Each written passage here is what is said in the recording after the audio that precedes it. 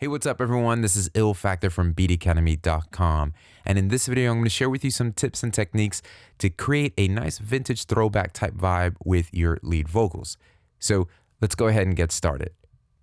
So here's a project I'm currently working on. The artist is Rena Jones and the song is titled Creepin'. So let's take a listen. I never thought that I would be in this place. I never thought that I would feel this way. Now that I know I need to go my way. It's never been a better time for you to show your face. And I know that you've been creeping. All right, so I'll stop it there. And let me walk you through a couple things that are going on with the vocals. Let's start with the lead vocal chain. So the way I have it laid out here is, here are all my lead vocals, and they're just being routed to a audio track that I've created as my vocal bus. So we're gonna focus on that right now. First thing I have in this chain is a gate, and this is just to stop any unwanted noise that might be captured in the recording. Now I've tracked these vocals directly into this Ableton Live session, and so you can let me know in the comments below if you'd like to see how that's being done. I'm currently going to showcase how I personally work and record vocals, comp vocals, and do all of my vocal production in Ableton Live. A lot of people tell me, that's pretty crazy, but I love working in it. The workflow is amazing, so I'll show you how I do that in an upcoming video. Now, after the gate, I have just a Waves Tune plugin. And you could use any pitch correction tuning plugin here. And then we are using, after that, a virtual mix bus plugin by Slate Digital. I'm just doing a little bit broad EQing. So I'm doing some broad strokes EQ here, a little bit of the highs, cranking up a little bit that 3K. It's funny because I'll use an EQ at first to boost something, maybe take some stuff away, and then later on I'll use another EQ to take stuff away. I like to do additional, or just a little bit of here with one plugin, and then a little bit of here with another plugin, and things like that. And it seems to go a long way personally, in the way I like to work and shape my sound. So just a little boost here on 110. I don't want to get too crazy with the numbers, like what to cut, what to boost, because this is all going to be according to the artist and the tone and the character of the performance. So after that, I'm using a deesser to control a lot of the sibilants on the higher end, and I'm using the Eosis deesser. It's great all around. It adds a couple bells and whistles than maybe a standard deesser might have. For instance, you can also shape the EQ'd voice, so I can EQ the voice a little bit, give a little bit more highs and presence there within the deesser as well. But I didn't want that, so I just left it there. Great deesser. And then we have the UAD LA2A. So I've got it set to a limiter setting here instead of regular compression. And this is all just to keep the dynamic performance going well. So let's just solo the vocal and take a listen without the first three that I've mentioned. And as a matter of fact, let's just go ahead and take everything that I have on here off. I never thought that I would be in this place. So let's go ahead and add the EQ, the broad stroke EQ with this nice FGN. I never thought that I would be in this place. And then let's go ahead and take away, as a matter of fact, let me actually bypass all the effects that we have going on. So I'm going to disable all send so we get a nice upfront dry performance. I never thought that I would be in this place. So we have all that in place. So let's use the deesser to control that. I never thought that I would be in this place. Now you have to be careful when using a lot of de-essing, because then you can add what's called the lisp, right? Then the person sounds like they have a lisp when they sing. So you just be careful not to over de-ess, but it's definitely a good idea to control a lot of those sibilants up there. So now after that de-esser, let's add the UAD LA2A. I never thought that I would be in this place. Now you can hear as I started compressing it, we've got a nice, some of that low end rumble creeping in, because since we were compressing it, we're also bringing some of the low level stuff a lot higher, and we're just controlling the overall dynamics. But when I brought that back in, I never thought that I would be in this place. That's controlling that. I never thought that. So just listen to it really quickly. I'm going to bypass that. I never thought that I never thought that I would be in this place. Now, besides having that, I never thought I'd be just louder. It's more consistent of a volume change, because before it's, I never thought that I. So that thought just crept up a little bit more than the other ones. And so I want more consistency from I never thought that I, right? That whole phrase. And that's what the compressor is doing there. But it also brought that low end rumble. So then we add another EQ to just get rid of some of that rumble, as well as some other artifacts that crept up when we compressed it. I never thought that I would be in this place. So that's what I'm using this Fab Filter Pro EQ to do. And then once I added all that, it just sounded a little bit thin in the mix. So let's take this out. I never thought that I would be in this place. So then I'm using another EQ with a Pultec EQ to just boost up that low. And so I'm boosting it up by, just broadening up the bandwidth here, and I'm giving it a nice boost in that low section, and then attenuating it as well. So if I go too much on the low, instead of just dialing back on it, I like using the attenuation knob together with that. I never thought that I would be in this place. This is without it. I never thought that I would be in this place. Now this is with it. I never thought that I would be in this place. And I'm also just kind of focusing on that 3K part. There was a little weird thing there. So I boosted a little, but I also attenuated and just sculpted to where the vibe was good there. And then I'm also using just a dynamic EQ using the Neutron equalizer. This is the first instance of Neutron. I randomly just grabbed this one first, but this is just so that I can do some specific dynamic EQing, especially in that low mid, since I boosted it all up with the Pultec.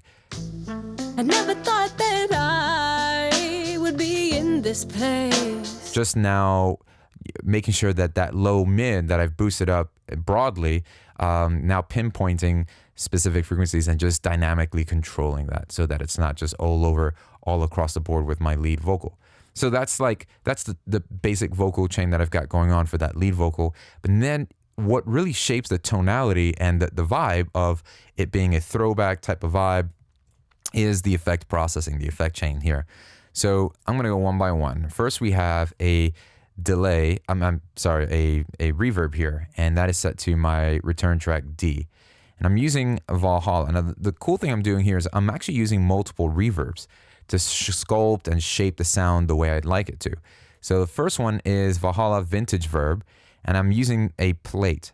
And I've got a really short pre-delay here. So let's just listen to that. I never thought that I would be in this place.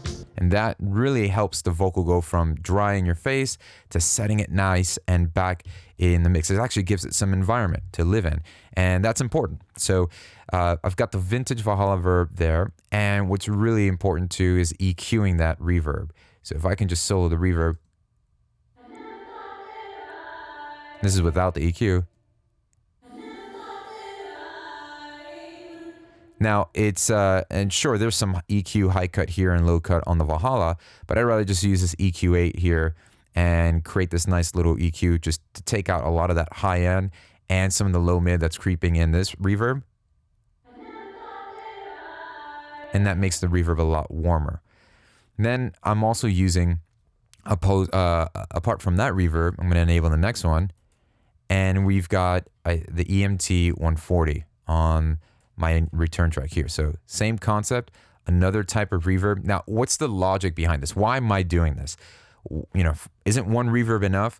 Well, sometimes you might have a reverb that creates an environment, but then sometimes you might want to use another one to create, some type of energy behind the vocal as well.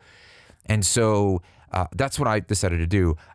I wanted to use a little bit of one reverb and a little bit of another to mold them together to create the tone and the sound that I'm looking for, as opposed to trying to squeeze all that from one device or one plugin. And so I think the overall theme here in this video and what I'm trying to get across is maybe using a little from something, but collectively can get the results that you're looking for. So if you find yourself frustrated with like, man, this reverb's no good, I'm trying to really get it to sound right, to sound perfect, well, maybe just capture something you like about that one reverb and then using another reverb to come alongside it and sculpt it even more. So coming back to this EMT plate reverb, now they're both plates, but one with the Valhalla was at a quick pre-delay, and this one has a really late pre-delay here. I was just doing that purpose, no science behind it. I'm not like, I'm just doing it like, how does this feel if I crank the pre-delay up on this one and the first one short? And this is what I got. I never thought that I would be in this place. So I'm also doing the EQ here, just EQing some of that high end, and that low mud. I never thought that I would be in this place. So I'm going to go ahead and bypass just the EMT, and you're going to hear the Valhalla alone. I never thought that I would be in this place. Now here's the EMT. I never thought that I would be in this place. It like fills it up nicely. So using those two really works well together. And then I'm going to go ahead and put a little bit slapback delay. And for this, I'm using the Valhalla Delay. I love this plugin. I just recently got it, and amazing. So I'm using the tape mode here in the Valhalla Delay because there's several different modes, and each mode has its unique characteristic about that mode. But I'm going vintage, so definitely in my mind, tape delay is a must, right? Some type of tape delay here. And we have the style set to dual, which means I'm able to control my left delay signal and my right delay signal separately.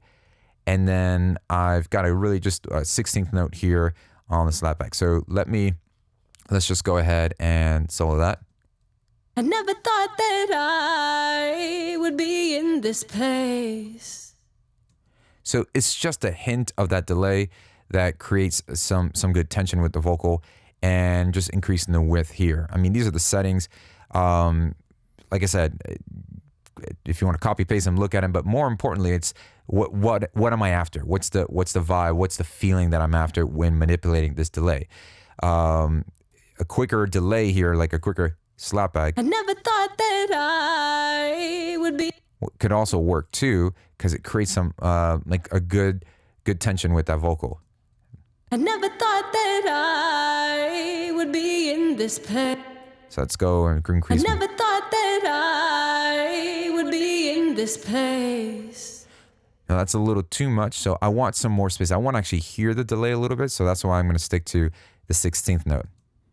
I never thought that I would be in this place. So I've got my reverbs creating that space, and I've got the delay just creating some forward tension here.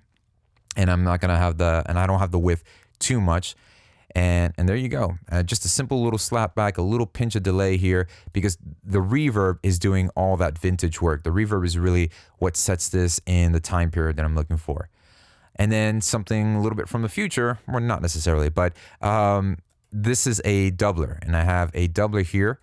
I'm using the Waves doubler, and I'm using the doubled 4 voices preset. Just selected that one. I normally would just choose that or basic doubler, and then take the direct off because I don't want the direct signal that's coming from.